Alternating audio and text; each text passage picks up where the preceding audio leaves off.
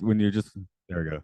When you're watching that scene, it's just like in The Shining. Since I just hit record, it's weirdly hysterical, right? Kubrick was a funny guy, I guess.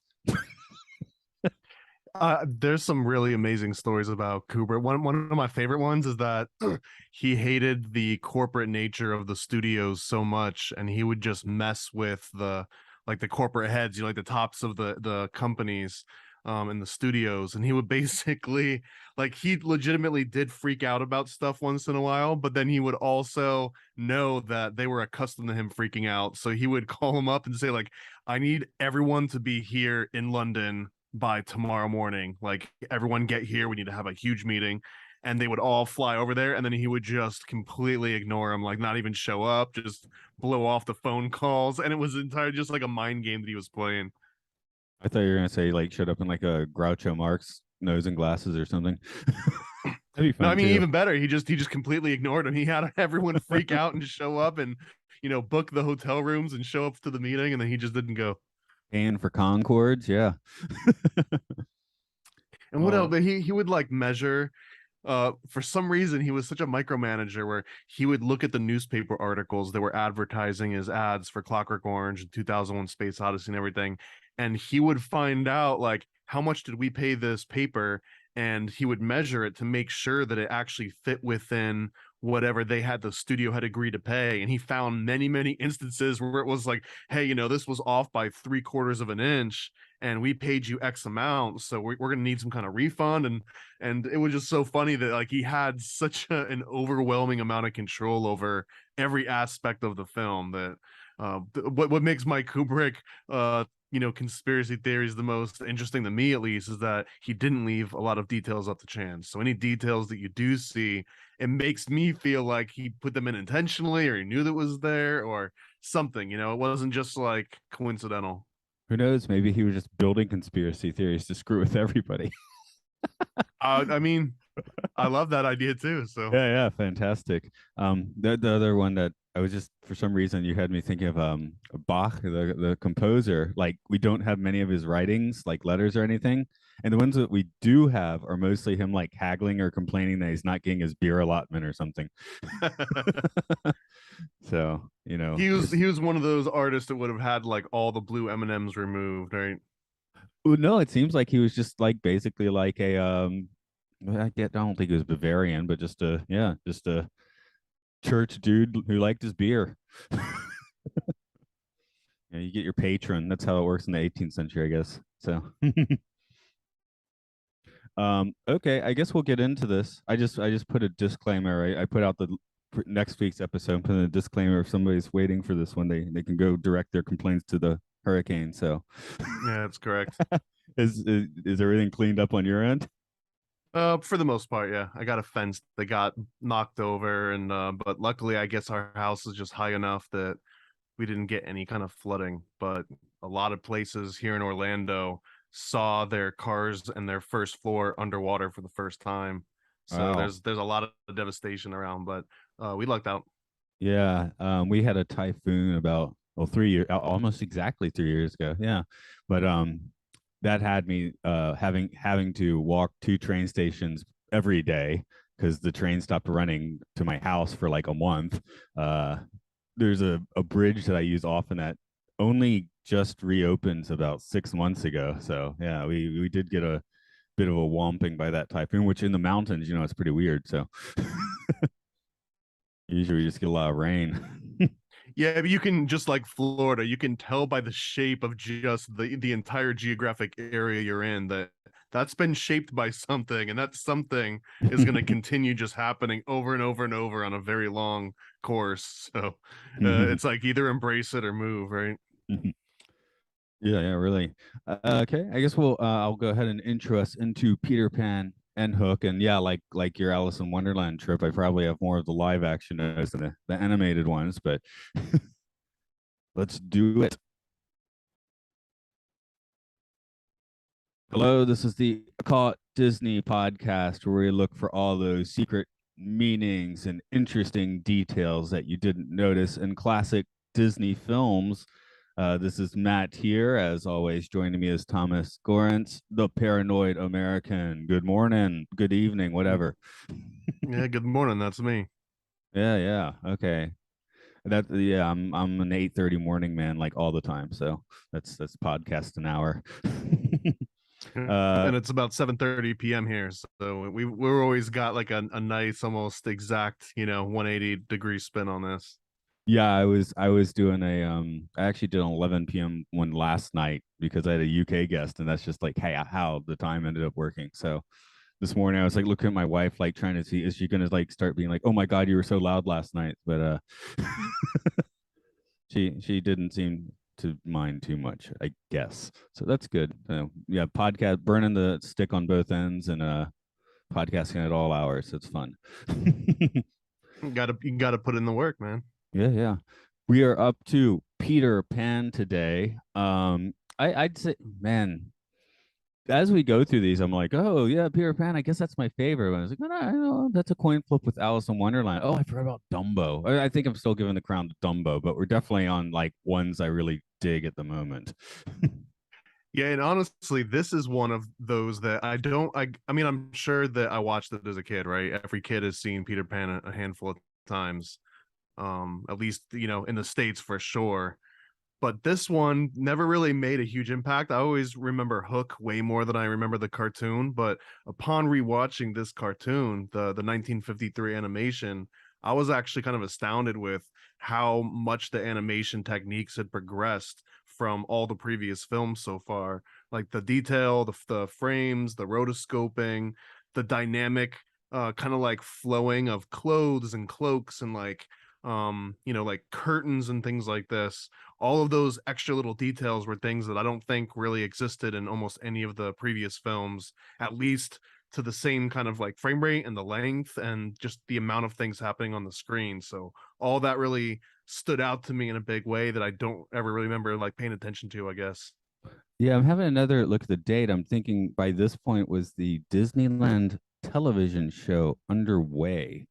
53. So I guess that mechanism was starting to get in place where they maybe had a little bit more of a I don't want to say assembly line, although to a certain extent probably was an assembly line where you would simply just have people doing the movement of the curtains or something where, in the past maybe I don't know, it was a little more piecemeal. I mean, it certainly seems like 30s Disney was a little more ramshackle.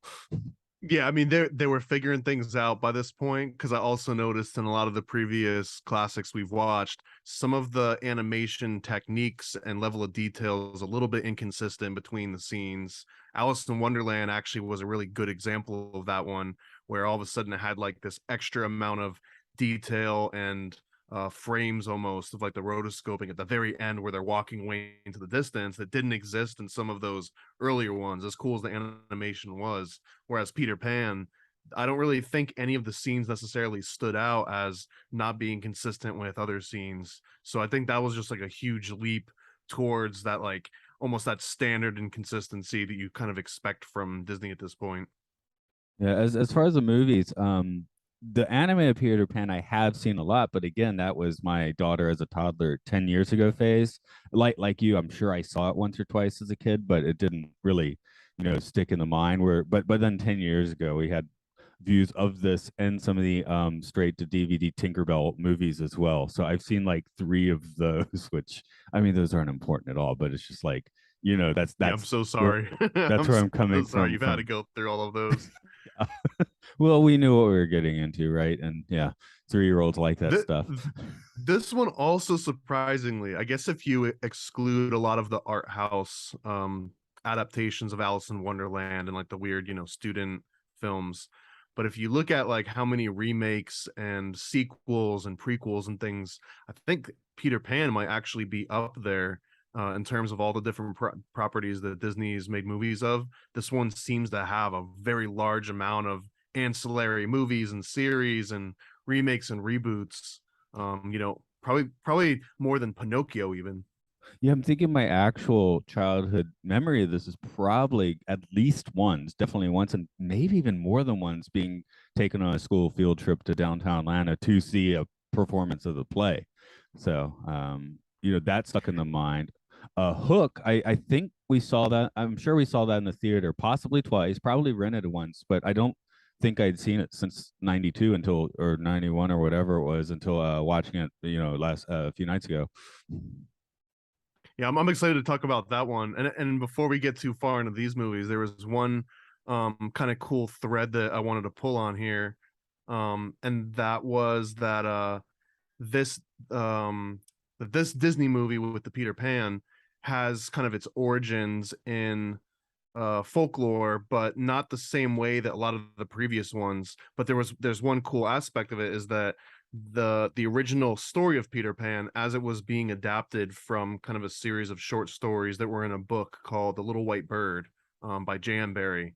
And as he started writing it into a screenplay, or like as not a screenplay, but as a like a play, he kind of like started adapting to it, saw what the audience really liked, kind of like kept adapting and changing, very similar to how Alice in Wonderland. Remember, like originally they didn't really have some of the favorite characters. They didn't really have the Mad Hatter scene in one of the original incarnations of it. And as it kind of progressed, he started adding more to it, refining it, adding more details. And this is one of those examples that the very first time that Peter Pan was actually broadcast on a stage, it didn't actually have Captain Hook, and Peter Pan was the ultimate bad guy. And then slowly he began adding in the concept of pirates, because kind of like the popular kids, what are the kids into today? Well, all the kids really liked pirates at the time, so he decided to kind of like add this character that was a pirate of Captain Hook, and then add the crocodile and the ticking, and like now that's kind of canon, and it's one of like the most famous characters of it. But at the time, it was like the slow progression as he was working through it. So I thought that was kind of cool, because that's not always the case. Sometimes the stories are, like sometimes they're just this big amalgamation of like very old folklore, so it's more of like a pick and choose. But these ones were very much active stories that were being developed as they were also becoming popular. I actually found a modern equivalent of that just last week. I'd gotten in one of those wiki rabbit holes and just started reading about like the He-Man franchise, and it was kind of an Oh. interesting. It was like a similar trajectory where they did the toys and the comics, and um, like they're like Prince Adam was like kind of like a nasty guy because he's kind of foppish, and the show the I have the power thing was like 2 years into the franchise. So it's kind of like another one where interesting how there's these earlier forms of it that are missing key elements. Not that those earlier forms are necessarily bad, they're just like weirdly different.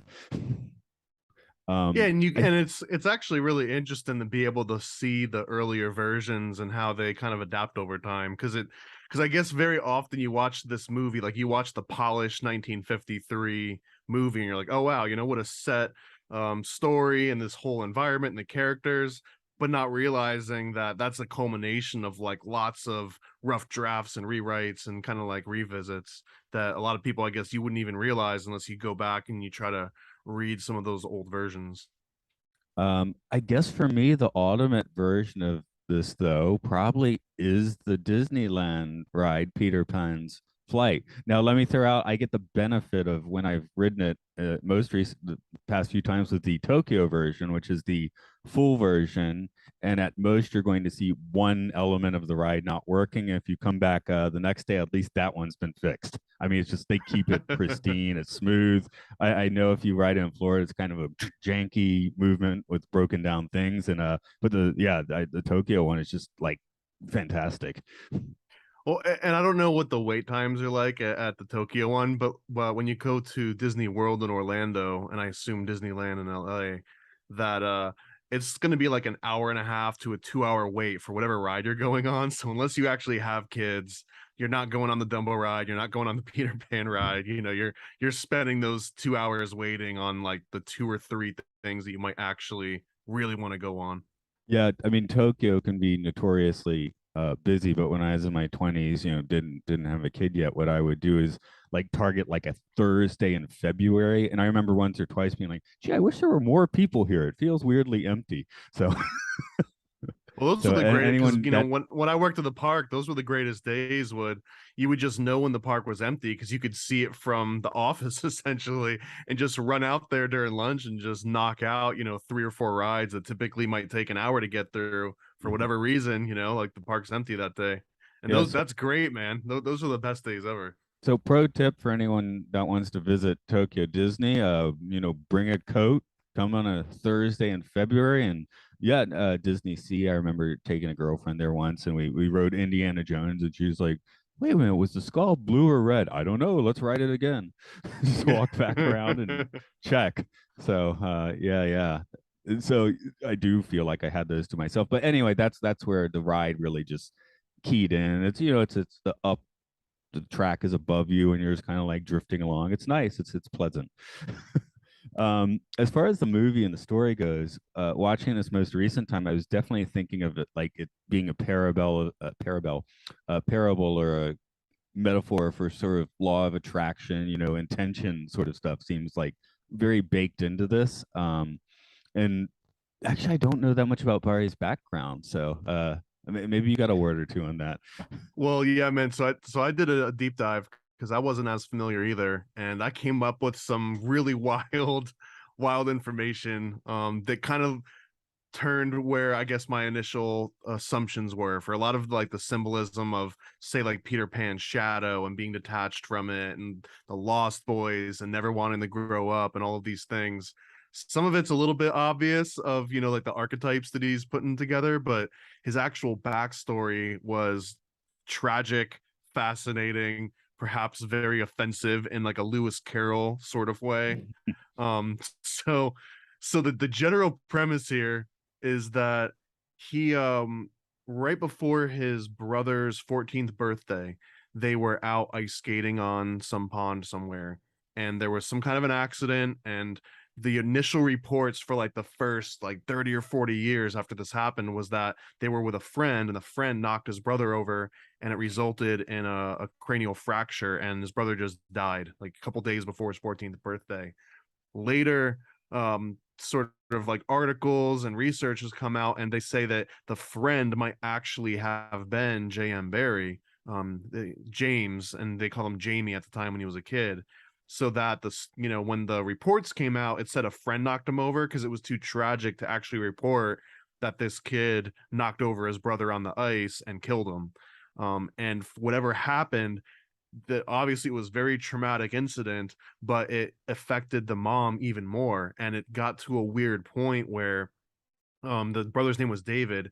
So Jamie, after having killed David, assumingly that's one of the theories, the mother just couldn't accept the fact, and she was kind of split of two minds. And one was that, well, David just is never going to grow up. He's just always going to be a 13-year-old forever. But also Jamie would start to act and respond as David, and the mom kind of played into it.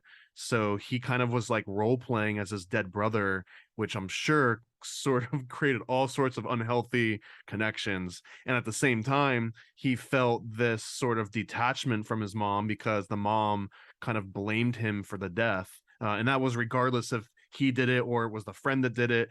Just that loss of life of like the favorite baby child, the youngest child in the family, just losing that put everything on Jamie.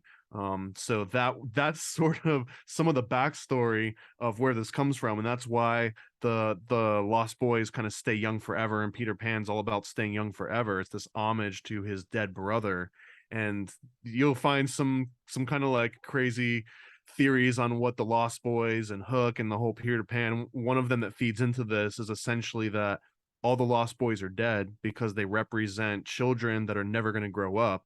So, and Peter Pan, specifically his shadow form, is the one that brings them like from the life into the afterlife so that they don't feel alone during that travel. But it puts this very dark, somber tone over the entire story of Peter Pan now, that Peter Pan's really kind of like this mercurial messenger or like helper of the dead children's souls, and that all the Lost Boys don't grow up because they're dead and they're That makes ghosts. him the boatman of the river Styx, basically. Yeah, exactly. So that's part of the backstory, and the other aspect, which gets into this creepy Lewis Carroll sort of realm, is that he also kind of became stunted. And one of the notes said that it was very atypical, but right around the time that this happened, when he, theoretically killed his brother died at least, he just stopped growing both physically and emotionally. So he essentially stayed as like a 15-year-old for the rest of his life. And when he got into his mid 30s, just like Lewis Carroll, he almost exclusively made friends with like 6, 7, and 8-year-old children, and would, go around and like find ways to become friends and like develop long-lasting relationships with children, even to the point where he got in close with his family that he actually named the children after John, Michael, and Peter were named after these actual family that he kind of like, inserted himself into. The dad died, I think, of cancer, and then like the mom later died, and he took it upon himself to forge and rewrite the will so that the children would be left under his care instead of under the nanny's care. So he actually ended up becoming the legal guardian for these children. And if you look into the backstories of these children, I think 2 of them committed suicide. The one that was actually named Peter Pan was named after, threw himself under a train, and always considered this to be like the most tragic or was the most horrible masterpiece ever created or something. Like, he never liked being associated with the movie. And there was a letter that was found written to another one of these kids that he was friends with in his like late 30s, and it essentially amounted to like, don't tell anyone else, don't tell anyone about our relationship, I adore you, yada yada. The connotations are kind of, left there. There hasn't been as much digging into his background as there has been into Lewis Carroll. However, it kind of just like leads a lot of, leads down a lot of the same questions and same paths. So there's some of the backstory for J.M. Barrie and the original influence of Peter Pan, sort of this harbinger or carrier of death, and almost like an angel that looked over dead children. And that's one of the more like outlandish, somber takes on this, but it really fits in. Like, the puzzle piece has all the right little notches to fit perfectly into the big puzzle. Oh yeah, it has all the, at least in this animated film version, and in most people's minds now, you got Captain Hook and basically Devil Red, that sort of thing. Like there's a heaven and hell to Neverland, so a purgatory So as well, I suppose. and if we just start going through the movie, because the movie is actually the 1953, animated, it is a great model to kind of like step through the different phases of the story. Some things were left out, some things were kind of added, but for the most part, it sets like a really perfect pace. And the first scene really is Peter Pan being attracted to Wendy's house because Wendy's got his shadow like kept away in a drawer or something, right? You don't want to lose your shadow self. I guess. Yeah.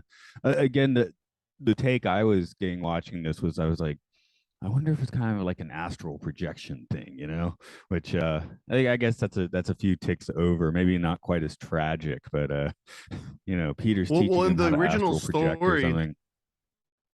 the way that he loses his shadow to begin with is that he's at his house with his mom, Peter Pan is, and she shuts the window so quick that it basically severs him and his shadow, and that's how he originally loses the shadow. And the metaphor here, kind of the underlying text here, is that he's kind of had this severance with him and his mom, and she's kind of shut him out. The window closed and he's on the outside looking in, and he's kind of like feeling like he's detached from some part of his soul, which is probably his dead brother, his relationship with his mom or whatever. So when Wendy gets it, she's got this detached shadow, and the first thing that she realizes is that he can't reattach himself to his own shadow. She has to help him sew it to his feet so that it'll actually stick with him. And another thing that was telling is that as this is happening, he's mentioning how like she's the mother figure, and, oh, like, will you be my mother? So his original mom is the one that severed him from his shadow, blocked him out with the window, and now as he's being united with his shadow again, it's through Wendy, and again through this window. So that was this very like one for one comparison of here's how his original mother severed him from his shadow, and here's how his new mother is reuniting him with his shadow. And it's mommy issues all the way down, right? Oh yeah. And the other one that kind of this might be a movie only thing, but yeah, I just never really picked up on it in the past where they're like, okay, kids, here's your tonic, then go to bed. I'm like, wait a minute, this is like 1900. The tonic is probably heroin. So, maybe these It's kids are just definitely tripping opium off of to some kind. Neverland. Yeah. Yeah. So Neverland and Peter Pan could be like their shared fever dream or something. But of course, the metaphors are way more interesting. But just that was my first thought. Like, well, of course they go Neverland. um, I'm just having a look through my notes a little bit. I guess we can talk about the darlings' parents a little bit. And this movie is just a weird caricature of two people that never seem like they'd fit together. But maybe Yeah, it's like a the mom and the dad Victorian definitely. hangover. Yeah, kind of a Victorian era hangover or something. So yeah. Yeah, um the customs, the clothing, sort of the mannerisms and everything do have this sort of vague but Victorian era feel to them for sure. so we've already kind of painted Peter Pan as the boatman of the river Styx or whatever. He also is like a pan, I guess. He doesn't have the centaur or the goat body or anything to go with it, but But he's that's got got to the be like flute. He's got the flute. he's got the flute for sure. And the original story that Peter Pan was based on, again, it focused on him as a child when he was just like weeks old, but he rode around on a goat. And the name Peter Pan was just not haphazardly chosen. That Pan literally is a reference to the god Pan, the trickster, the the guy with the little flute. So this has always been the influence of Peter Pan, and it was a little bit more obvious with this little baby riding a goat around, playing a flute. I mean, you've got the all the symbolism right there, but as it kind of evolved over time, some of that stuff dropped off. He there's no goat obviously in the final story and the cartoon. Well, and then when we get to Hook, which we'll talk about more, they make Pan seem like it's a like a title like Caesar or something. And also this doesn't really come across in the movie because they don't really show it this way, but in almost every time the play was enacted, but before the movie came out, Hook was always played by Peter's dad. So there was always this connotation that the angry nasty dad with the bad attitude, that was all against folklore and fairy tales and wanted everyone to be serious, that was also Hook. And again, there's like this Oedipus complex going on of Peter Pan never grows up, always going to be, mommy's boy. And then I'm going to be like fighting my dad to the death constantly, over essentially the death of my brother. Yeah, the Oedipal complex drawn out for eternity, I guess. So yeah, I guess there's a fair amount of like like a Greek hangover coming into this movie. Um, in Neverland, again, let's break down. You said you want to break down the sections of that a bit. Yes. So when we're first introduced to Neverland, right, it's essentially this place that you can only get to by flying and having happy thoughts, and the key ingredient being pixie dust. And on a slight tangent, in the movie, they make it seem like Peter Pan forgets. First, he's like, "Hey, you just got to think of happy thoughts," and it's not working. Then he's like, "Oh yeah, that's right. You need pixie dust too." In the book, again, he was like this more, mischievous sort of trickster character, and again, he was almost like a villain before they introduced Hook. So he was trying to get these kids to think that they could fly without telling them that pixie dust existed. And then finally, he's like, all right, I've been messing with you guys. Really, you need this pixie dust." And then they fly off to Neverland. But as we actually see Neverland in the 1953 cartoon, it zooms in and we see there's like Mermaid Lagoon is an area on there.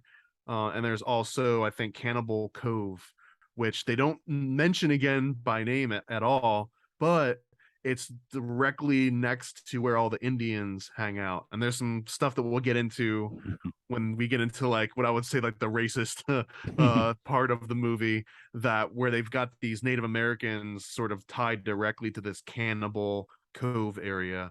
That was just, it's an interesting aspect as they're flying into Neverland. These are the different kind of areas that are within Neverland.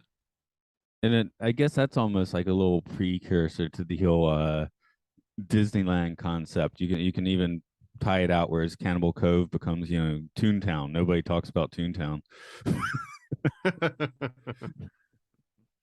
But And I was wondering too that how much the Pirates of Peter Pan influenced the pirate ride of Disney and all the other pirates in Disney. Was there another film or influence before this that I'm not aware of, or do you think this is where the pirates, like the entire ride and the whole sphere of pirates in the Disney universe came from? I think there is definitely something to that. I'm actually running a quick search. I know that the pirate accent comes from a live action film, which actually still might be a Disney film. I'm just typing pirate accent origin and see if I can bring that up. Because I got that feeling as we were watching this. It was like, man, this reminds me so much of the Pirates ride, Pirates of the Caribbean ride at Disney, just with the way that they were singing and the way that they were all like grouped together and sort of like had that cadence of like swinging their arms together that you would almost see on like a Disney ride. And it just reminded me of it the entire time. Okay, I've got it here. In 1950, the British actor Robert Newton starred as Long John Silver in a film adaptation of the Robert Louis Stevenson novel Treasure Island, and apparently he was the first guy to rock that accent. So this would have been, just after that. So I think we can give this movie definitely visual credit, I think, to a certain extent of how we kind of. So yeah, as far as the ride's concerned, for sure. Because pirates themselves, of course, would have a wide variety of many different accents. So because they're from everywhere. And speaking of pirates and Hook, there was another really cool thing that I had never realized until doing a deep dive on this, and that's that the original story was based on Hook, and the ticking crocodile chasing after him was a direct correlation of Moby Dick and Captain Ahab, down to the point where the a writer, he kind of gave direct credit to Melville, the writer of Moby Dick. And in addition to not just Moby Dick and Hook, there was a lot of other aspects, like all of the food that came from the Lost Boys, like the exact cuisine that they eat came from another book that Melville wrote. And there was like a few other instances where he just kind of like directly lifted things that Melville had written in his books and put them into Peter Pan, more as an homage, not necessarily plagiarism, because later on he wrote articles kind of saying like, here's where I took this information from and why I did it, and it was because he was just like in love with Melville's work. I guess we all kind of experience it backwards now, because I definitely, knew about Captain Hook and his ticking crocodile first, and then later learned about the white whale, and maybe in subconsciously got like, oh yeah, that's kind of like Peter Pan. I think most of us do it in reverse these days. You don't have too many kids obsessed with Moby Dick. There's No, got I to be mean, and one. honestly, I think it's a perfect example of how a strong archetype can kind of jump between stories, and it's essentially the same thing, right? Like even if you change the dynamic between the whale and the crocodile and Hook and Ahab, it's kind of the same story because it was intentionally made to be the same story.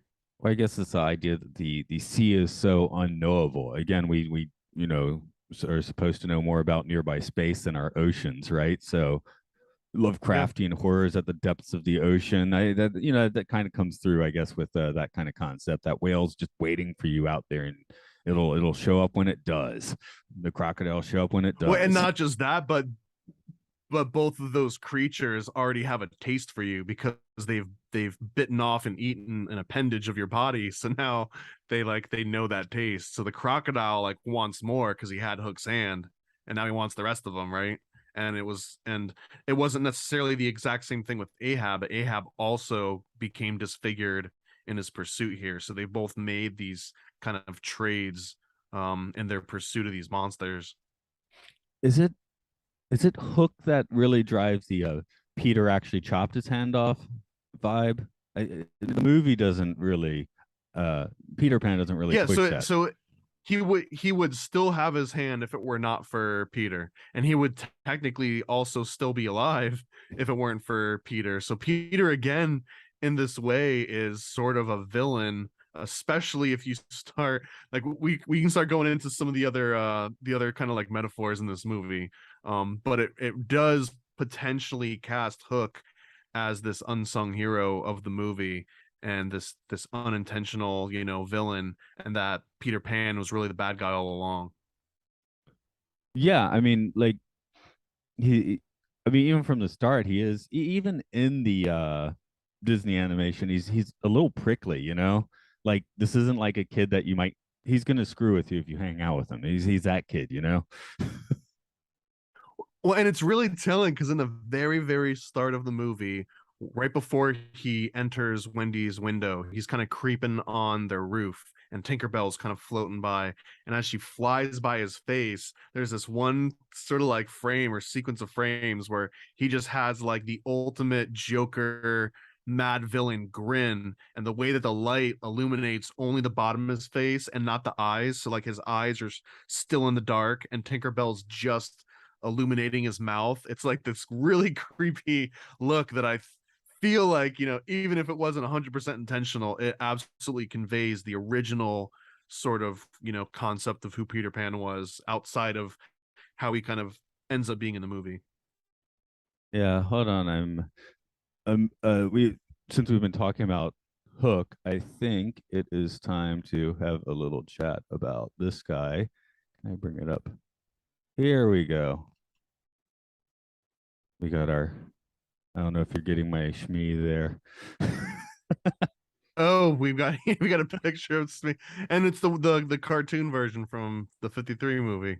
Yeah. This is a Tokyo Disneyland shot from back when I would hit it quite regularly. But yeah, between the animated and watching Hook, I was just like, oh man, Bob Hoskins really nailed it. Shmi, I think they brought him back 20 years later to do it again in a different movie, if I'm correct. Just called Neverland. But He has my favorite. Well, I would say like my top three favorite voices in this entire movie by far. yeah, so The other one, it was maybe not, I didn't like the role as much, but the large Indian chief also is a sort of like an unknown legend in Disney voiceover. We'll get to that guy as well. but I just since you were mentioning Hook maybe being the unintentional hero, I feel like that kind of makes Shmi his Jiminy Cricket to a certain point.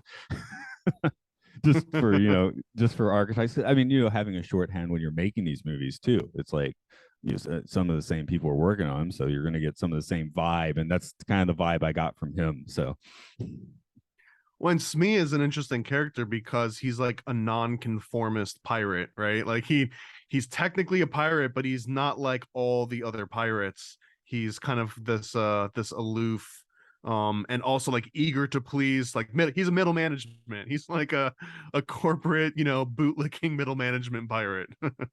and I think by the time of Hook, they were playing him a bit too as like Hook's boy toy. So that's kind of that's something you could not have done in 1953 for sure. I guess Well, they're and saying there was a lot of cool stuff from the movie, I think.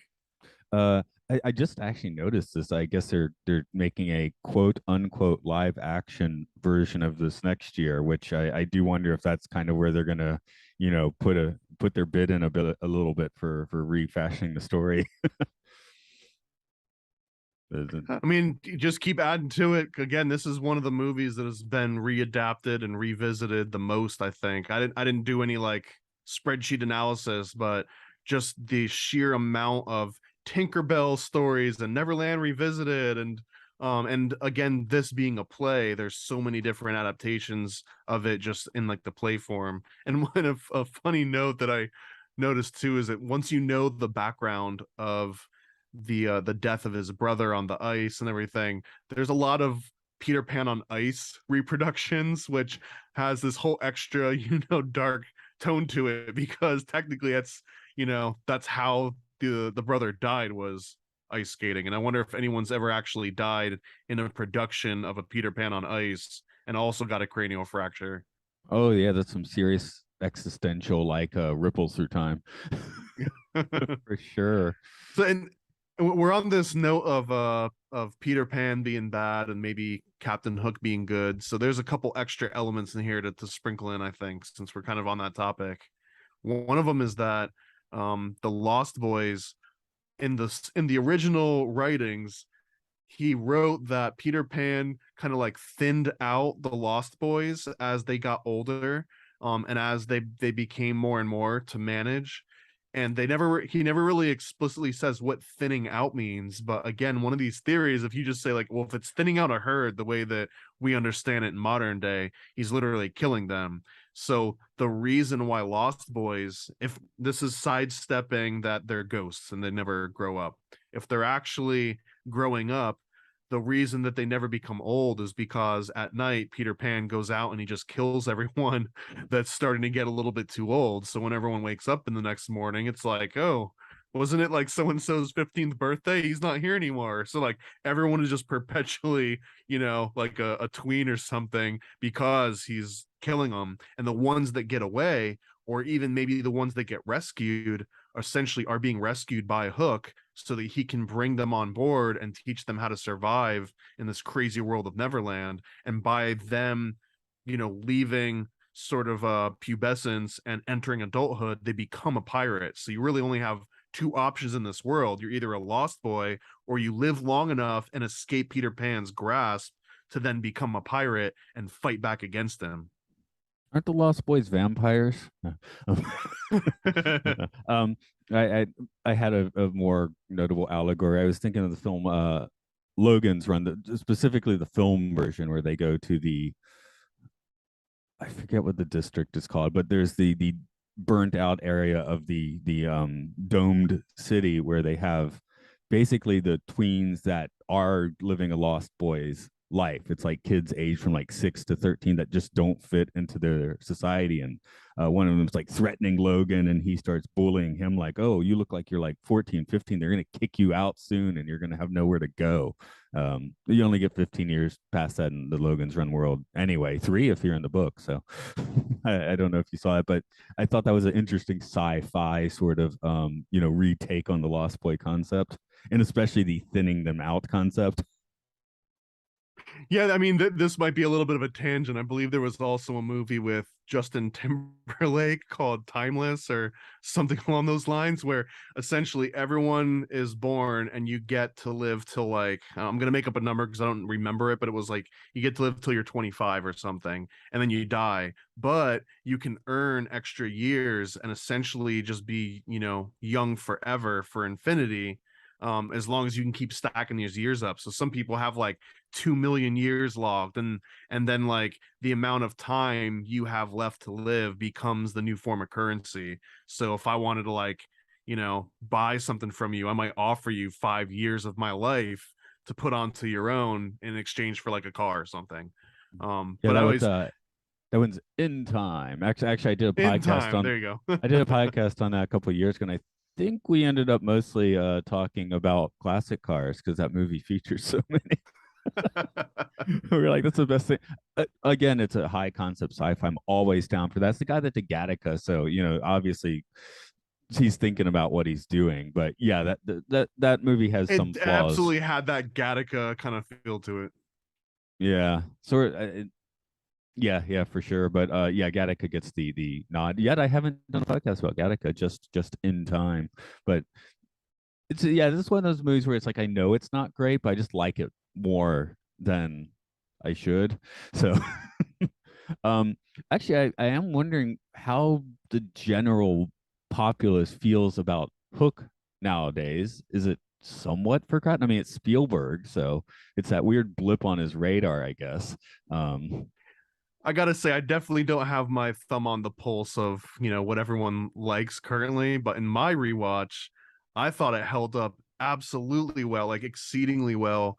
And not just in just the, I mean, it's got Robin Williams, it's got Steven Spielberg, like everything from the acting and the writing is phenomenal, but they pay so much homage to the original writing. Outside the 1953 cartoon, there's so many cool little Easter eggs. Like one of the examples that I'm gonna paraphrase and butcher a little bit, but I believe that Tinkerbell in the book always called someone like a silly ass, or like, equivalent of like a dumbass. I can't remember the exact phrase. It was like I think it was like something like silly ass. And in the Hook movie, towards the very, very end, Tinkerbell, played by Julia Roberts, says that to Peter. She calls him like a silly ass or whatever that specific phrase was. And that's just one of like 20 or 30 little Easter eggs that I noticed in this rewatch of like, oh wow, what a cool sort of like harken back to the original source material that the 53 cartoon kind of glossed over. Well, yeah, like the audience clapping Tinkerbell back to life is a pretty like definitive part of the play, but isn't in the movie at all. So, and I think Yeah, that's another good point. A lot of the elements in the story were written specifically to have a big impact in the stagecraft. So like the crocodile with the ticking clock, even though it's like such a cool high level concept, even in the animation in the movie, in the actual play as it was being performed, was an incredible point of the stagecraft, because they could actually have this like ticking and have it move around the audience, and added this whole extra level of like interactivity that you don't necessarily get the same feeling for in the movie. In the movie, it just adds itself as this like ticking reminder of, Hook might, is kind of like on the clock to being dead, or that time's passing, and that maybe the kids are getting older. It's the same exact trope of the 24-hour ticking time of like the building's about to explode, right?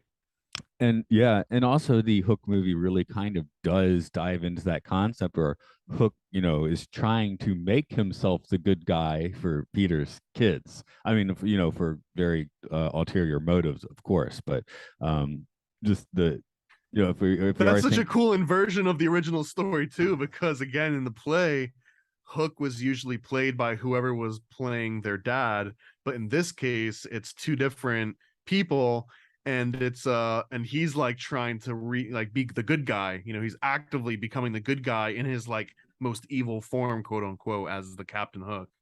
I guess now's the time to be talking a little bit more about Hook because we need to get that as well. Because yeah, I did quite enjoy watching it. It was a lot better than I remembered it being. I think it had maybe too many blockbuster tropes when it came out, and they just stuck out to you. But now 20, 30, 30 years down the line, 10, 20, 30 years down the line, those tropes don't bug us anymore. They're a little more charming. It's like, oh yeah, that's what movies were like back then, you know?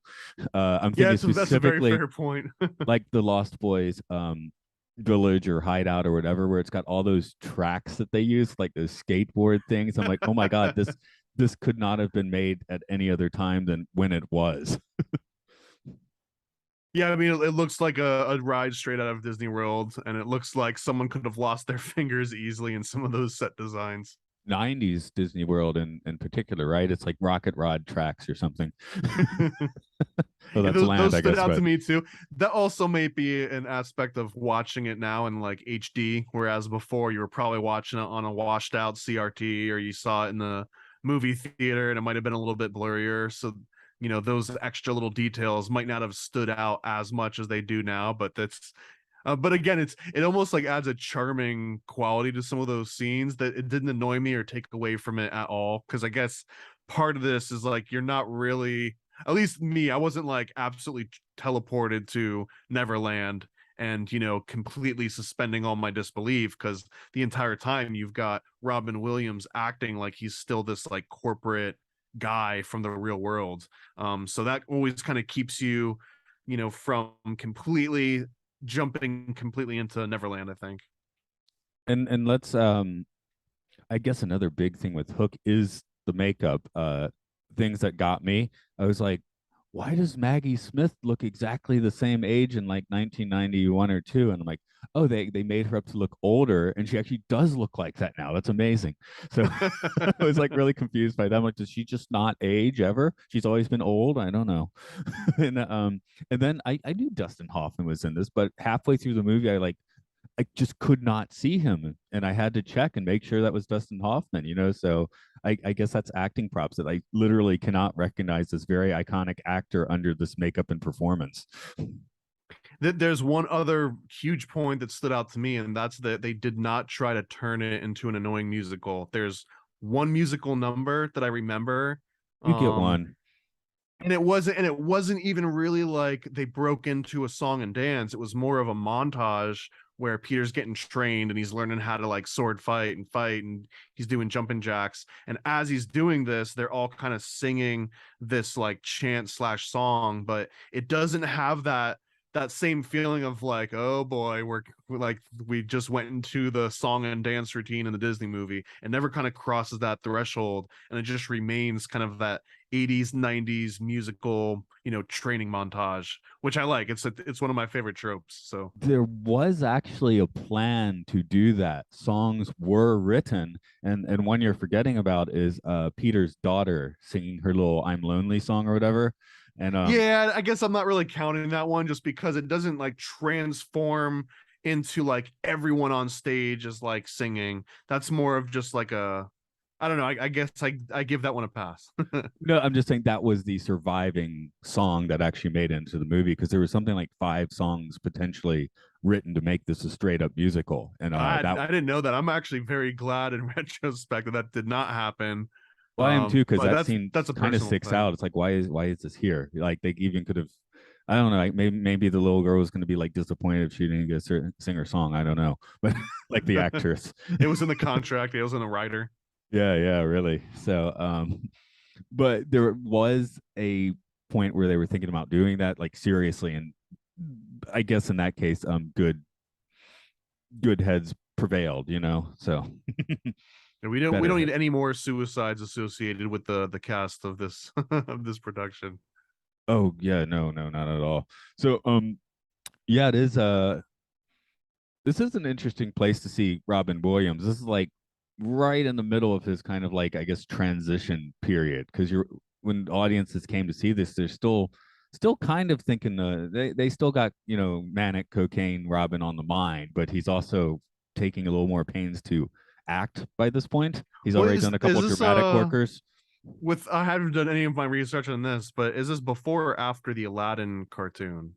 This is The before the the movie Hook. Aladdin cartoon, but with Disney, because it's Touchstone. He'd already done a Good Morning Vietnam and Dead Poet Society, so he'd already started to sort of like lay down a bit of his dramatic chops. And I think he actually basically missed the mid '80s due to cocaine. So, Okay, um, so I mean, I guess one of my big milestones is him as the genie in Aladdin. I think that's like a huge milestone in his career where now he almost like fully embraced his previous stand-up over the top routines. And well, I guess even Good Morning Vietnam, he has that same like over the top aspect to him. But man, with the genie in Aladdin, it was like every single voice and impression that I think he had ever come up with, he just tried to put it all into that one movie, which reminds me a lot of his earlier stand-ups when he had like the rainbow suspenders on and he's like totally on cocaine, jumping around, bouncing from like one part of the stage to the other. I think there's a famous stand-up when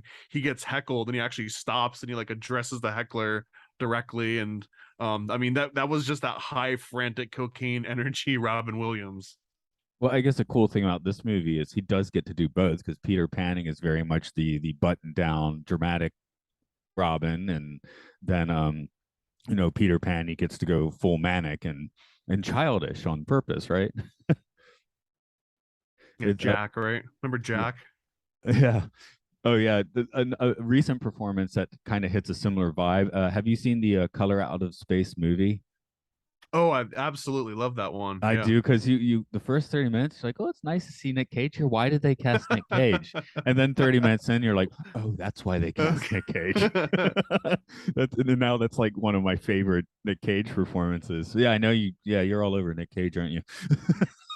I mean, talk about, you know, like putting someone in a place where they can excel, right? Like it was almost made, like the movie wasn't necessarily written for him, but man, what a great like modern adaptation of Lovecraft plus an outstanding, feverish performance by Nicolas Cage. Like his acting becomes so wild that you actually believe you are also in a fever dream as you're watching it. It's amazing. I guess that's why I'm saying that it sort of seems like a similar acting template and Hook. And it's perfectly fine in Hook, but maybe like, honed to perfection and Color Out of Space. We're I going mean, to let him. Hook was reserved. Hook absolutely has that corporate, at this point, Disney is a full-blown global conglomerate on their way to becoming Skynet, whereas they're like almost there now already, right? But it kind of comes across just like the tracks that you mentioned in the Lost Boys, like that those tracks happen in a global conglomerate, Steven Spielberg, multiple, $1 million budget actor blockbuster sort of environment. That doesn't happen in almost any other environment that I'm aware of. But Hook is actually, who actually produced Hook? I want to say it was like Columbia or something. I don't think it was actually a Disney studio one. Let's see if we can work that out real quick. Hook is directed. There's the poster. Maybe we can glean it from the poster. Because now well, I don't know. We keep having various Pinocchio films come out of widely varying quality. So I guess when things are public domain, you can do whatever you want with them, can't you? Yeah. TriStar, Oh, and that's Amblin actually, TriStar. I mean, it still has that high production budget value that you can see. Like the movie exudes it a little bit, that like corporate budget where they had more than enough money to put towards things and reshoots that. Like for example, the food fight scene, I read that they had done that so many different times, and it wasn't always going to be that multicolored version because it cost so much to do the reshoots and the retakes in color that they almost went with like making everything white or making everything gray. But essentially, it was demanded that everything stay in color, and that's probably one of the most memorable scenes of the movie. When someone tries to think about what they remember from that movie 20 years later, the food fight scene I think is at the top of those. Yeah, you didn't want just gruel flying through the air at that point. Yeah, I'm also looking the budget for it, release date December 11th, 1991, probably explains why I couldn't remember if it's 91 or 92. Budget 70 million for 1991. That is pretty insane. That's like, just behind like Terminator 2 basically budget wise. When they had all the ancillary, Happy Meals and Burger King meals and toys and everything. Like this was the full out assault on commerce when this movie came out. Oh, and just I don't think we're going to talk about it in detail, but yeah, John Williams definitely made a very good score for this because you do not really miss the fact that they cannot use the iconic songs you might remember from the Disney version. So speaking of iconic songs from the Disney version, the one that we can't go on without at least addressing was "What Made the Red Man Red," right? Yeah, I was about to be like, oh, you could fly, and I was like, oh no, he wants to talk about that one. Okay, gotcha. Yeah, this is the one. No one cares about the "You Can Fly" one. It's about who made the Red Man Red. And first, I want to answer that question that the song poses. The song itself explains that what made the Red Man Red was that the very first Indian prince kissed the maid and started to blush, and he's been blushing ever since. And that's what made the Red Man Red. But if you look at, why the original, if we're gonna step away from like the funny, silly cartoon aspect of it, what made the Red Man Red was actually that when the original colonizers showed up, the Indians that they found there were of what was it? Oh, it was the Bothuk Indians, and they essentially put red ochre paint all over themselves, all over their possessions, their canoes. When like a child was becoming a man, part of that initiation was taking this red clay kind of sand pigment and rubbing it all over themselves in order to become sort of an adult and pass through those rites of initiation. And in fact, one of the punishments in this culture was that they prevented you from wearing red on your skin. Like they wouldn't let you put red on your skin, as the form of punishment, because that was like setting you as an outcast. So the actual, in case anyone cared, the actual reason why they were called Redskin and why this Disney is even asking what made the red man red, it was just that the very first tribe that people encountered at the very tip of, I think it was by Newfoundland, as those colonizers came in, those were the first ones they met, right? That was like the welcome to the new world, and they see these Indians putting red pigment all over their skin, and that's why they called them Redskins. It wasn't because they had like dark tans or they had like an amberish, bronze skin. It was literally because of red pigment on the skin. But that term just started to become applied to just all of them across the world, essentially, or at least across North America. So, anyways, there's the serious answer for what made the red man red. The song itself, interestingly enough, was done by a guy named Candido. I can't remember his first name. I had looked it up earlier. And I don't know if you're familiar with any of his other work, but he was the angry apple tree in The Wizard of Oz. He was the Indian chief in Peter Pan. He was one of Maleficent's goons in Sleeping Beauty. He was the captain of the guard of the crocodile in the Robin Hood movie. He also voices a number of characters in the Haunted Mansion attraction, the ones that have like the deep baritone voices. Those were originally voiced by the same guy. And he did a number of Ralph Bakshi movies. He did Hey Good Looking, and I think he did some voices in Heavy Traffic. So he had like this wide gamut, and and for whatever reason, the voice stood out. And I was like, I know I've heard that voice a million times before.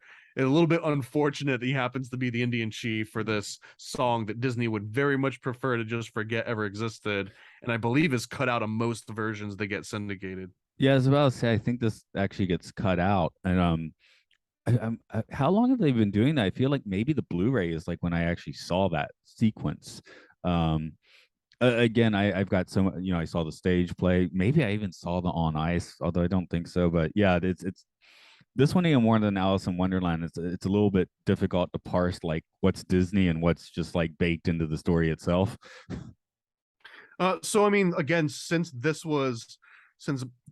Peter Pan story was based on some of Melville's work, and Melville's very first book, I can't remember the name of it. I've got it written down somewhere, but his very first book was called Typee, and Typee was essentially about a white guy going and living among the cannibals, and this was what made Melville a household name. Like, it was a wildly popular book before Moby Dick even came out. So there was very much this connotation of Indians and cannibals and redskins that was incorporated by the original writer of Peter Pan, and that did make it, although Disney obviously, like, it wasn't necessarily as pronounced as like having a whole song and dance and a whole musical number. But the Disney movie again is very heavily criticized over this, and I would almost assume that anyone watching it in like modern times probably are watching a version that does not include this part. Um, we were talking a little bit about Tokyo Disney. Are you familiar with the Tokyo version of the Tower of Terror? We've talked about it, I think, offline before, but that it's the one in Orlando is Twilight Zone themed, and you have the same ride, and it's a similar experience. However, they've removed all of the Twilight Zone references. And what they have added in, and I'm looking for the guys now. I'm going to miss that part, unfortunately, because I'm just seeing Twilight Zone here. But the whole conceit is you're at this hotel that's owned by a now dead rich industrialist. But the thing is, all the paintings that he would go to cultures all around the world and like pillage them. So there's all these like artifacts all around the hotel. There's these paintings, and the paintings always show like him and his assistant like running from like the natives trying to kill them because they're stealing their cultural artifacts and things. And It just sounded like he worked for any British museum then. yeah, really. And and the conceit is this tiki spirit ended up like murdering him at a New Year's Eve party, and now it's angry at you for being there, I guess, is the conceit of the ride. I can't quite remember, but You're adding to the cultural appropriation of seeing these relics taken from their original holders essentially. But all of the cast members working at the attraction just like idolize him as like a great industrialist. So that just adds to the like you have a tour guide talking about how great he is, and you're seeing these pictures of him like doing the worst things imaginable. So that's kind of like taking it in the other direction, I guess, than we did in the 1950s Peter Pan movie. Um, my main thought. You may have been here close enough. Have you been to the ridiculous south of the border attraction in South Carolina before? Oh, Maybe it's driven it by it. is Yeah. one of my absolute favorite play because when I was growing up, we used to do a road trip because I moved from upstate New York to South Florida around like the age of 8 or something. And then for the next, I don't know, 6 or 7 summers, every single year we would drive from South Florida back up to upstate New York. And that was almost like the exact middle point when I knew that, I didn't have to sleep in the car for another 2 days, whatever, is when you start seeing all these billboards for like Pedro and all these funny little like, jokes and puns about chili and like Mexican food and stuff. But yeah, I am well versed in Pedro and south of the border, and I've been and I've bought fireworks and Mexican jumping beans from every stupid gift shop or in that whole entire area. So yes. Although for listeners, don't eat there. There's probably a good Mexican restaurant within 10 miles, and that is not it. But you should at least eat there once just for the Once, experience to once. say that you ate in the big sombrero restaurant. That's the one to go to. That's true. That's true. But yeah, usually when I start thinking about Peter Pan and the unfortunate aspects, that's the first thing that comes to mind. So just that. But also just in defense for horrible Mexican food too, not everyone that's doing a cross-country road trip has ever even had actual authentic Mexican food. So even like a crappy watered down sort of like gift shop version of it is still better than just like hopping over to McDonald's maybe. That is true. Now, for me, see, I didn't hit it till I was much older because my family trip was from Atlanta to Delaware, and we would use I-85 for most of the way. So we get to see the big Mm-hmm. peach. Hey, we didn't know it at the time, but we were probably passing Heritage USA. We could have stopped in there for some Jesus time, because it was the 80s. But yeah, I remember you'd still see a few of the signs on I-85 for south of the border, and why don't we go there? We couldn't because we were on the wrong highway. But I mean, but you get there too, and you're just like, well, what is there to do? And it's like, well, you can eat some Mexican food, and you can buy some fireworks and a T-shirt. That's pretty much it. There's no rides, there's no attractions, there's no like, because it's not anything. It's just a glorified gift shop slash gas station with some like tchotchke sort of hotels around, but like it's not an actual thing that you do. yeah, I guess I didn't hit it till I was like didn't actually go there till I was like maybe 22. So by then it was like so ironically amusing. It took a special place in my heart. I But think it's almost as similar as someone going to like a Bucky's for the very first time and just being, amazed at like, oh wow, there's like over 100 gas pumps here, and the freaking inside of the gas station's like a super Walmart. But after you've gone through there, it's just like, oh no, it's actually just a really decent place as like a milestone slash pit stop on like a long road trip, and it continues to be that. And I hope south of the border continues to be that, long past when I'm gone. yeah, I guess the modern equivalent. I didn't even know this existed until like a couple weeks ago, listening to another podcast. But the Great Wolf Lodges just sounds like an insane.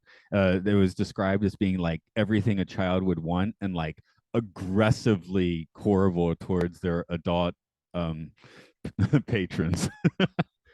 Just like This everything is a there's real a cute. real thing. Yeah, apparently it's these hotels for the family with a water park in the center, and you have like no amenities. So the parents like basically you have to like deal with your screaming kids the entire time you're there as they run around playing magic games and going down water slides and stuff. So I think like Disney, I don't know if you heard this one, but Disney Cruise Lines actually done a great job of inverting that, where like like a lot of people have this connotation of like, oh, I'm not going to go on a Disney cruise line. I want to be surrounded by kids. Like, no, actually, they've perfected the science of putting the kids and like whisking them away and keeping them all out of sight so that like all the adults and parents can kind of get a break. It's probably not the same as going on like a Norwegian or one of those lines that like actively like has nothing at all for kids to do. But the Disney cruise lines are notoriously good for like occupying the kids to the point where you're just like, is my kid still alive? Like, are they even on the boat still? I haven't seen or heard from them in, like a day now. Yeah, so the Great Wolf Lodge is the polar opposite of that, basically. So, Yeah, yeah, that's what it sounds like.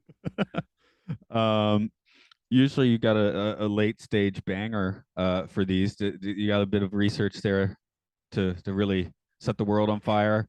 I think I front loaded a little bit of it with just the backstory of J.M. Barrie and sort of his trajectory in life, the dead brother that he might have actually killed himself. Jury's out. The fact that he's got that Lewis Carroll connection. So I front loaded some of like the heavy hitter bangers. There was one aspect of this that's kind of like overt, and I just thought it was like an interesting topic because it doesn't get brought up as much as the racist version of the what made the red man red, but it's the sexist sort of angle that is discounted in so many of these parts of it. It's like one of them is that in that previous song there's this extra aspect where like Wendy's not allowed to participate in any of it, and every time she tries to join the song and dance, they're like, no, you need to go and do chores, or you need to carry like these logs over here or something. Like she's actively excluded from any of this.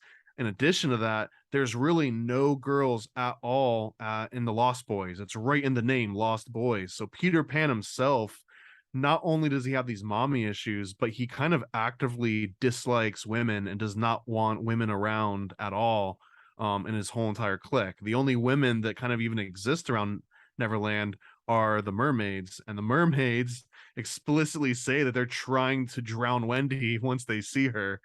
So there's this weird like sexual love triangle between Peter and Tinkerbell and Wendy, and I guess for a smaller degree the mermaids, just because that's kind of part of their own character. But it's weird that like when Wendy has this attraction to Peter Pan and Tinkerbell immediately gets jealous of it. In fact, the whole entire premise of the original movie, the 1953 cartoon, is that Hook literally says a jealous female can be tricked of anything, and he's talking about Tinkerbell being jealous over Wendy and Peter Pan. And that kind of drives like the main conflict of the entire movie, and the resolution is all about Tinkerbell having this kind of like jealousy over an attraction between the two. And in the book, Tinkerbell tells the Lost Boys to shoot at Wendy, like actually try to kill her. And in the cartoon, they kind of do that too, where she says like, "Oh, shoot her down," and they actually like are trying to shoot her with like slingshots and throwing like sticks at her and stuff. But in the original play, she actually gets shot by one of the Lost Boys. So which is, it's interesting because there's this like very strong recurring theme that, again, I think it's not just part of the story, it's about kind of the DNA that went into the original writer and just his entire experience growing up and kind of being stunted. I'm working on a 30-year-old memory here, but do I remember the play? Like no one plays Tinkerbell. It's just a presence It's a on the light. stage. Yeah, Yeah, yeah, well, yeah. so they're actually okay. I'm glad you brought that up because there is a interesting twist here. I don't know if it's earth shattering, but it's the concept of lightness and darkness. And again, this plays into Peter Pan portraying himself as like the good guy, but really being the bad guy. And one of the strongest instances of this is sometimes in the play, it doesn't really come across as much in the cartoon movie, but in the original plays and a lot of the reenactments, like you said, Tinkerbell is actually portrayed as just like this big blinding light, and they'll usually just do like a spotlight or something, and that'll be Tinkerbell, or they've got some kind of like glowing effect. But in terms of how Peter looks at the world, he embraces darkness and kind of pushes away from light, which in just like typical metaphors and just the basic sort of like symbolism of light and darkness, that's the inverse of what you would normally expect. So for example, Peter finds his shadow, he gets so incredibly excited that he forgets that Tinkerbell's like locked in the drawer, and they have a little bit of a nod to this in the cartoon. It's a little bit more pronounced in the original writing. But he's so fascinated with his shadow and staying in the darkness, and as soon as anyone mentions turning on light, or bringing light to a situation, that's the thing that he's typically always against, and he's actually frightened of light and is more comfortable in the dark. Meanwhile, all Captain Hook wants to do is play with his toys, like Dark Helmet and Spaceballs, yeah.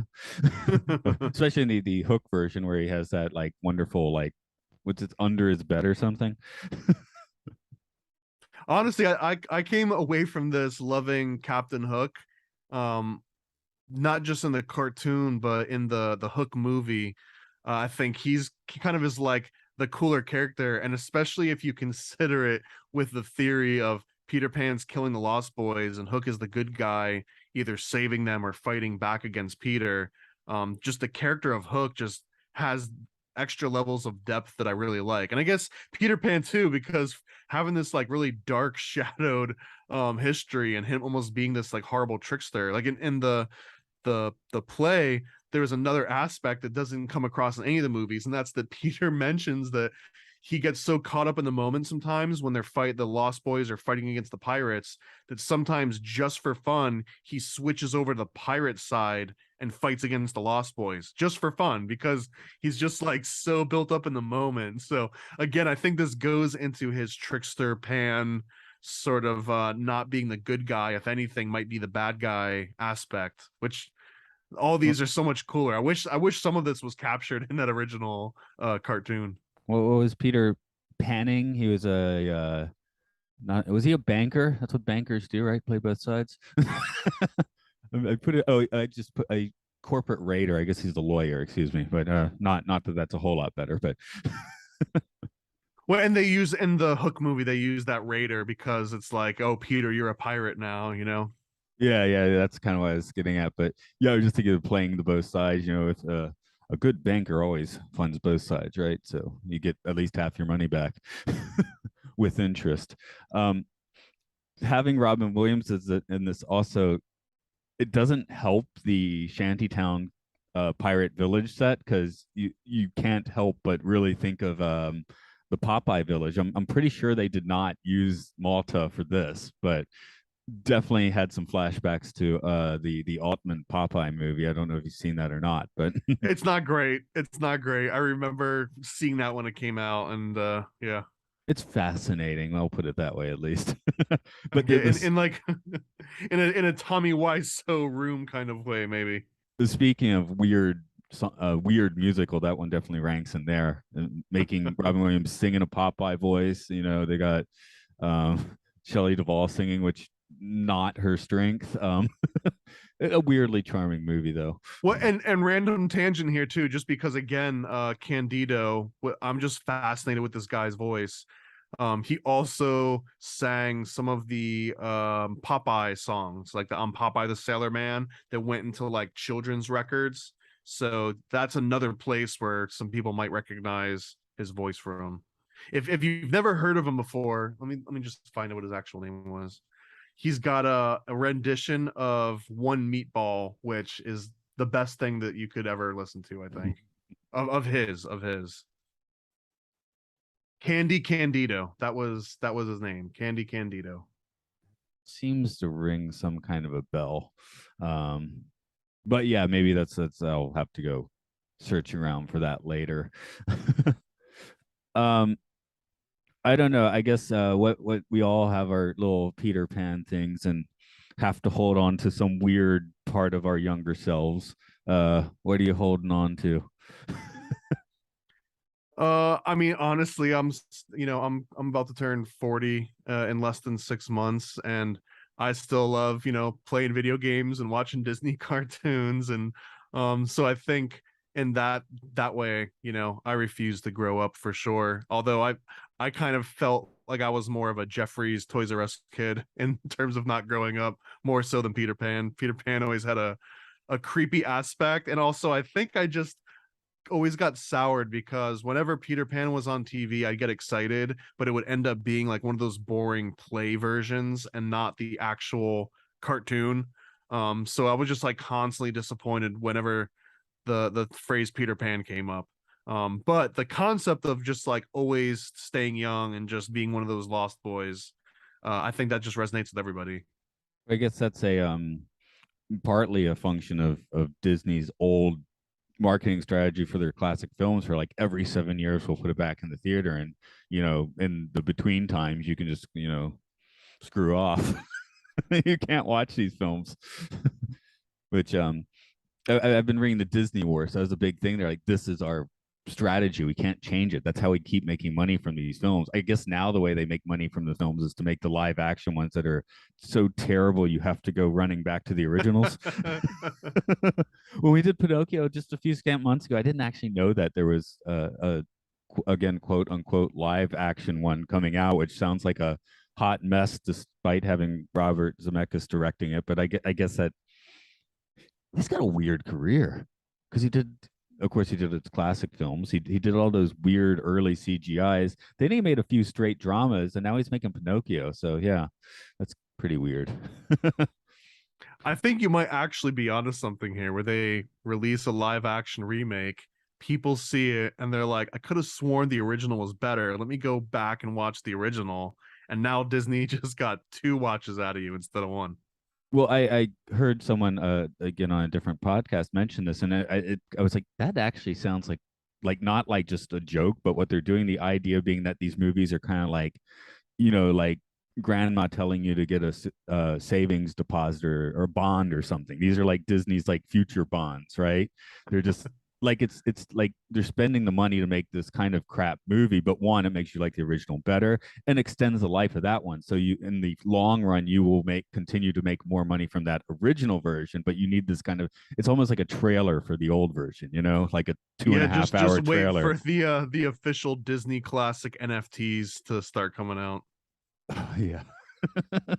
I don't know. I kind of hope we start forgetting about NFTs soon, but Yeah, good luck. I don't think so, man. yeah. I guess I'm one of those guys that just refuses to wrap my head around either. So I actually own a little bit of crypto, but that's another thing I don't want to think about like at all. But just because I think it was on PayPal. You want to put something in crypto? Sure, why not? See what happens. I haven't looked for 6 months, so don't know what happened there. Yeah, keep not looking. You're doing Yeah. fine. Okay. That I can keep that up for sure. um I guess we'll wind this one down unless you got any other big points you want to make, which So you are yeah, I welcome to mean, do. so I hinted towards this earlier on, and again, this one just kind of caught me by surprise. But um, and not to leave this on a somber note, but this truly did kind of leave the lasting impact from all the research into this, and that's that Peter Pan, he becomes an icon, right? But it's all of the characters of Peter Pan, the original and the movie more so, are based on these Llewyn Davies children, and they all end up having short and tragic lives. At least the ones that don't end up killing themselves have short and tragic lives. One of them died in the early 20s as a soldier in World War One. Another one died right before his 21st birthday, drowning, and this was Michael, which was one of the kids that was, the two brothers were named after. John, the other kid, died of lung disease, and then the namesake Peter threw himself under a train at age 63. And the quote was, that terrible masterpiece. That's how he always referred to his inclusion in Peter Pan. So the I think I maybe I just like always have this propensity to like go towards like the weird, dark, sort of like black humor angle of things, but it just kind of completely took me off guard, but made me feel even more interested in this whole backstory of Peter Pan, because it's not just this infantile like, well, I don't want to grow up and I just want to have fun forever. Like there was some really truly deep-seated emotional, psychological, stunted reasons why this story came together, and why the characters were named after certain people, and why his shadow was disconnected. Like all of these things build up to an incredibly complex person and a really, battered life that guy and everyone that he kind of interacted with was affected by this Peter Pan story in very, long lasting ways. And sometimes that's just interesting to me. Like there's not that much backstory in Dumbo, I don't think, like it didn't affect so many people's lives in these different ways to the same aspect of Peter Pan. And I guess before, the Alice in Wonderland was another good example of that. So much Victorian era excess. By the 1960s, they got it way streamlined. You film the misfits next to atomic bomb tests and let half the cast and crew eventually die of various cancers just for another tragic production. But yeah, that was always a weird one. You heard much about that? I mean, funny enough, I'm doing some completely unrelated research that led directly into those original Bikini Atoll atomic tests. And one of the original guys there, have you ever heard? This is a total wild tangent, but the guy that did the flatworm experience, or experiments where they would teach a flatworm to avoid light, until it was a conditioned response, and then would like cut them in half and they'd regrow each section, and both of those sections knew. And then he chopped one up and fed it to other worms, and the worms that ate the worm that learned about avoiding light, now the ones that consumed him also knew about avoiding light, almost through this transference. And it was the origination of the term engram, an engram being like a physical manifestation of a memory, like the physical connection between two neurons essentially was the memory itself. And it's kind of like antiquated knowledge, but the guy that came up with part of that theory was directly related to that flatworm research, and he came right out of the military into the Bikini Atoll test, saw these huge atomic bombs going off, went into comedy writing for TV in Cincinnati, and then left that and became this sort of researcher into engram research. And engrams is directly related to Stephen or Richard Dawkins' concept of the meme, of like Oh, passing right. around images. Like that's an exact correlation between all of this. So I was on like this wild tangent, but yeah, the atomic tests happened in this exact early 1950s like to early 1960s era. Like I think it was like 54 was one of the first drops, and then 58 was towards like the end of it. But like it was this like rapidly changing world where you've got like technicolors out, atomic bombs are out, World War II just happened, like just so many things are happening all at once. I don't know if the world could have handled an internet at that same time, right? Imagine like just being overloaded with information and all of these crazy world-changing things happening, at the exact same time. All of our trivia just keeps overlapping. I was doing a podcast 2 weeks ago. I do one where we talk about Twilight Zone episodes, and we were noting how the concepts, they didn't have words yet. They didn't have the vocabulary to talk about AI, so they're like saying memory tracks, and we were like, "Well, what would you say now? Engrams?" And we're like, "Where was that from?" We decided Star Trek: The Next Generation, but you've given us a far No, earlier and answer.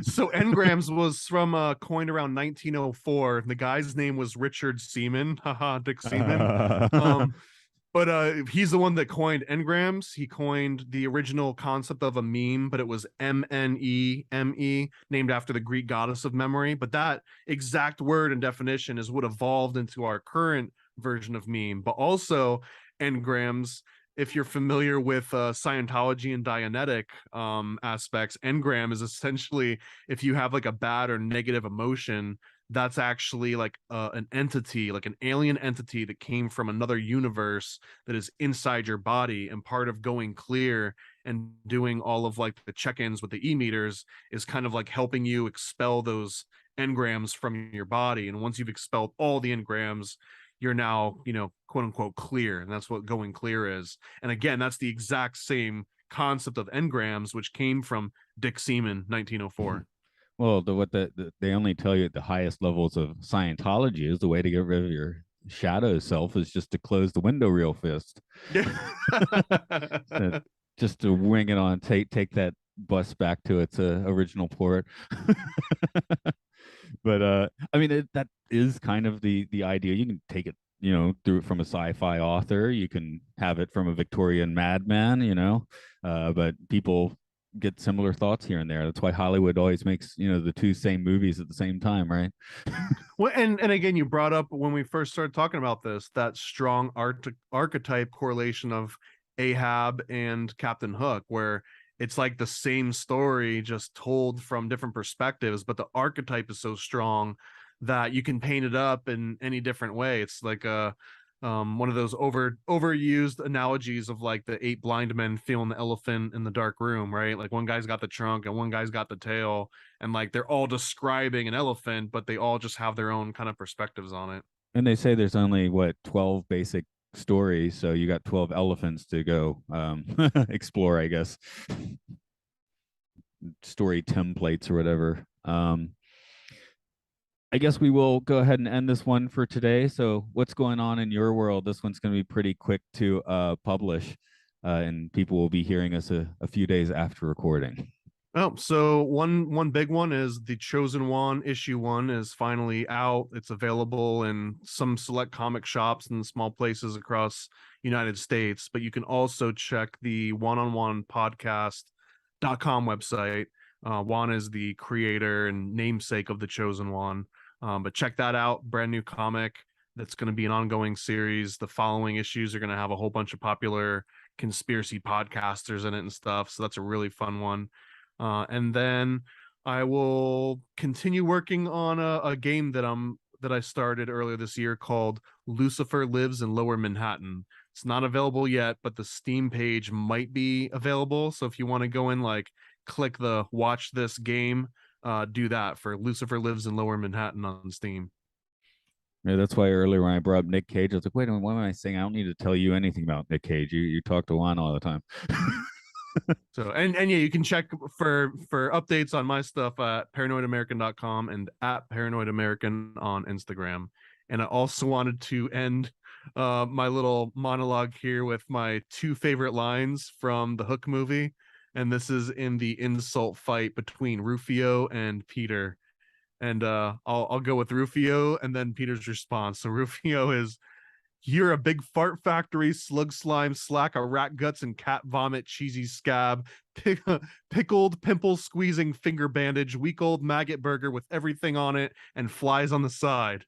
And Peter comes back with, "Well, you're a lewd, crude bag of pre-chewed food, dude, you zebra-headed, slime-coated, pimple farming Parmesium brain, munching on your own mucus, suffering from Peter Pan envy." I'm just gonna cut it there. There's no other way to end that podcast. I was even gonna be like, "Oh, it's like beat poetry skills." I was like, "No, no, no. You say that, and then it just ends. That's that. There's no other way, really."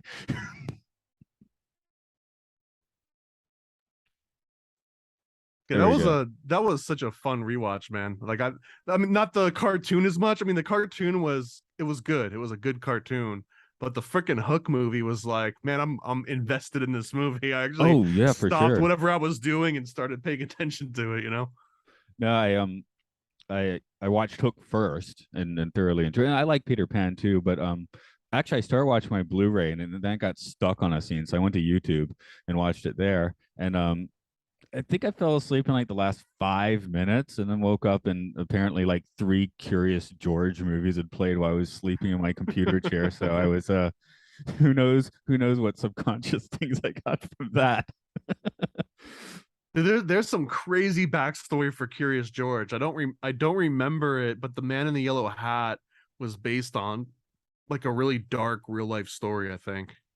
On the plus side, I started with Peter Pan, and it no longer took me into Elsa Gate territory. So I guess they fixed that. Okay, yeah. We just did a They video. might finally be cracking down on some of that crazy shit. We just did a video at work for the Halloween song. So it has us on like costume. I actually was wearing like a Spider-Man, which is what I'm thinking about Elsa Gate, but doing the Halloween song, and we cut it, so the kids can like learn the song and learn the moves. And we're all singing it. They're like, this really looks like an Elsa Gate video.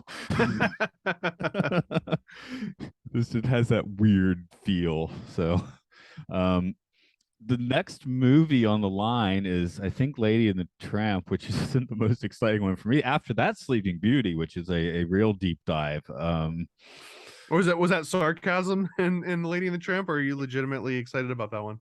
No, I said I'm excited about Sleeping Beauty. Oh, okay, okay. I'm almost wondering what if there's anything. Do you think there's any meat in Lady and the Tramp? I don't think I've seen it before, to be perfectly honest.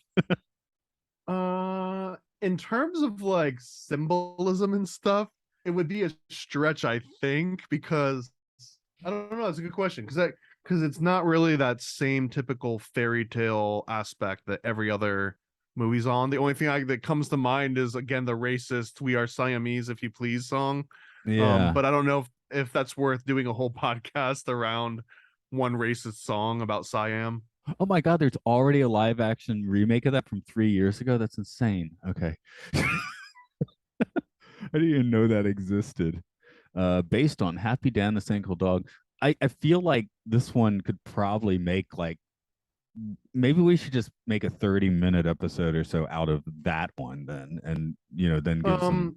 And I might even suggest not because it's a good idea, but just because dogs and cats. But this could be combined with Milo and Otis. Was Milo and Otis a? Oh no, sorry, Fox and the Hound. Fox and the Hound was a Disney movie too, right? Yeah, I almost accidentally said Fox and the Hound when I said Lady and the Tramp. So We might be able to just combine though, because Fox and the Hound does have some kind of cool background and I wouldn't say as like esoteric metaphor angle, but I think some of the original characters and there's like some allegory stuff going on that might be like if you combine those two, there would be enough for a podcast episode, but probably not just for Lady and the Tramp that's or what I Fox and was the Hound by thinking. itself. Okay, let's do it that way then. And next time we do this, we will combine those. When Actually, was I Fox and the Hound? Fox That like was like 80s, right? 1980. Yeah, it was 80. That was one of the last 81. ones before Eisner came on, I think. I think when Eisner came on, they were working on the Black Cauldron, which that'll be fun when we get there. But yeah, I'm almost like, oh, I got Lady and then Sleeping Beauty, which is like just like that one definitely got something. So Yeah, Sleeping Beauty would be a really good one. that might be the deepest one so far. It's been a little while since I watched it, but um, I think yeah. Oh, sorry. Yeah. Okay. There we go. So there's definitely some coming soon, and then I think after that's like Dalmatians, which can easily be combined with live action ones, a la Peter Pan or Alice. So I mean, yeah, you can throw in the Cruella live action on that one. Have exactly. you Oh, have you seen Cruella? no, I think I've only seen 101 Dalmatians when I was a Oh no, kid. dude, absolutely watch the Oh, Cruella movie. when we get to that, I'll make sure to do that, and I should prioritize that over like the '90s one. So I'll do that. It's good. It's 100% worth a watch.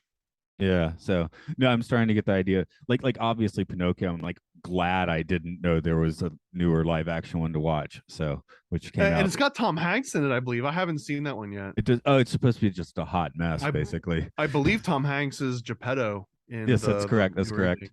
Yeah. Um, I listened to a podcast because I'm not going to watch the movie, and they were kind of talking about how it seems like he couldn't have been on set for more than like 2 days, that sort of thing. Like he's got a lot to do for like just as Geppetto, I guess, kind of like the Well, yeah, original. you dress him up as an old man in front of a green screen. You have him say like 200 lines, and then he goes along his normal business, right?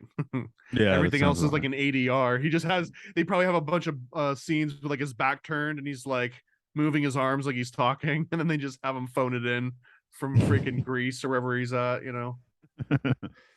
Oh yeah, he did move. That's weird.